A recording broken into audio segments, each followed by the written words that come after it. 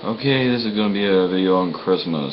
I'd like to say there's a particular reason for uploading this video, but really there isn't. I suppose it kind of analogs with a lot of the people that want to, I guess, get rid of Christmas, some of them, but for the most part it's just a reason to explain, the holidays, because this is basically my religion is paganism, and it's a subject that interests me very much, and I just wanted to make a video on it, so this is it. And I guess this video, I guess you could say this video is both going to be both against as well as in support or in defense of Christmas, but mainly it's just a video on the subject. And basically it's what the holiday is really about. It's not so much about the birthday of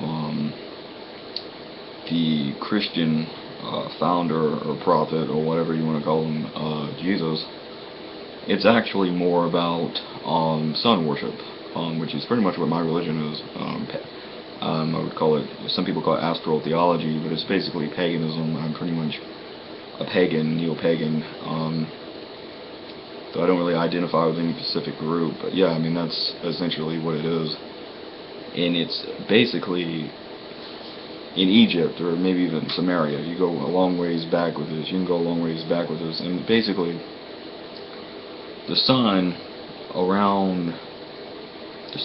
would basically in August, the sun would get no hotter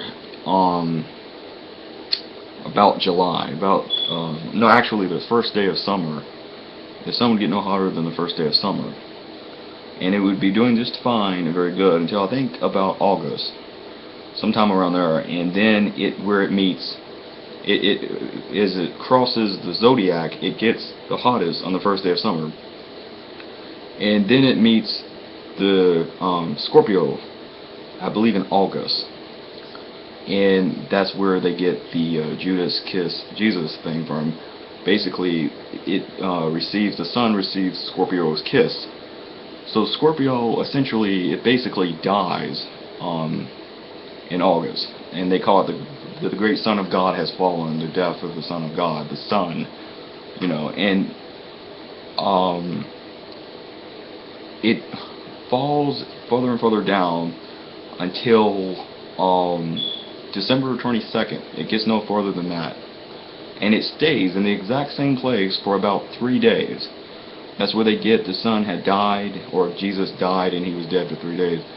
And then on December 25th, the sun rises 1 degree, and that's where Christmas comes from, because it's a sign of longer days, warmer weather, and the return of spring, basically.